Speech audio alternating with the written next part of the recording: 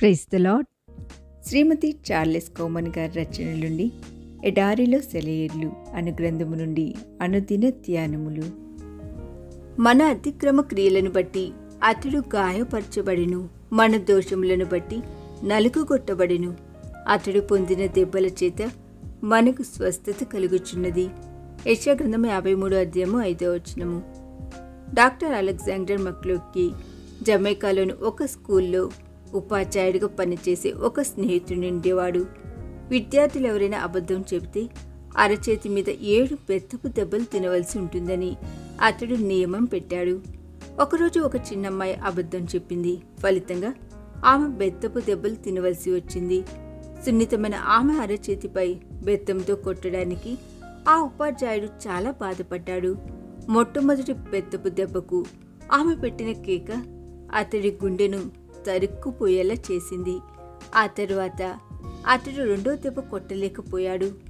ఆమె అబద్ధం చెప్పింది కాబట్టి తాను ఆమెను తప్పక శిక్షించాలి. అదే సమయంలో సున్నితమైన ఆమె చేతిపై కొట్టడానికి అతడికి మనసు రాలేదు. ఆమె అబద్ధం చెప్పింది కాబట్టి తాను ఆమెను తప్పక శిక్షించాలి. అదే సమయంలో సున్నితమైన ఆమె చేతిపై కొట్టడానికి అతడికి మనసు రాలేదు. అతడు కాసేపు తీవ్రమైన సంఘర్షణకు గురయ్యాడు. చివరిగా అతడు అక్కడున్న అబ్బాయిల వైపు చూస్తూ, ఈ అమ్మాయి పక్షంగా మిగిలిన దెబ్బలు తినేందుకు మీలో ఎవరైనా ఇష్టపడుతున్నారా అని ప్రశ్నించాడు. అతని నోటి నుండి ఆ మాట రాగానే జిమ్ అనే ఒక కుర్రాడు ముందుకొచ్చి, నేను ఇష్టపడుతున్నాను అన్నాడు ధైర్యంగా.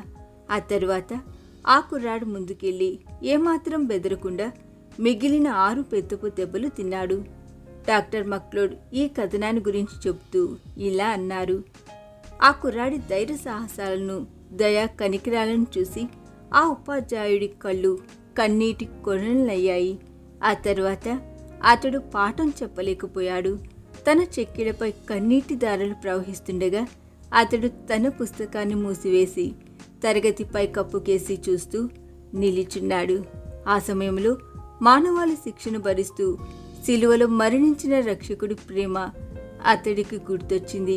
తరువాత అతడు పెళ్లిపీకి వస్తున్న దుఃఖాన్ని పంటి బిగున ఆపుకుంటూ తన విద్యార్థులకు రక్షకుడు అనుభవించిన శిక్షణ గురించి చెప్పడం ప్రారంభించాడు.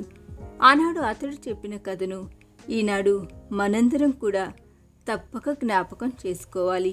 ఒకని భారములనొకడు భరించి ఇలాగు క్రీస్తు నియమమును పూర్తిగా నెరవేర్చుడి. గలతీయులకు రాసిన పత్రిక 6:2. ఇతరుల గుండె బరువుల్ని తేలిక చేసేవాడు ఈ లోకంలో వ్యర్థమైన వాడేం కాడు అన్నారు చార్లెస్ డీకెన్స్ గారు. యేసు గాయపరచబడ్డాడు నా కోసం, నలుగుగొట్టబడ్డాడు నా పాపాల కోసం, రక్తం కార్చాడు నాకు రక్షణనిచ్చేందుకు కోసం. ఇప్పుడు నేను స్వేచ్ఛా జీవిని, ఎందుకంటే యేసు నా క్రయం చెల్లించాడు కాబట్టి.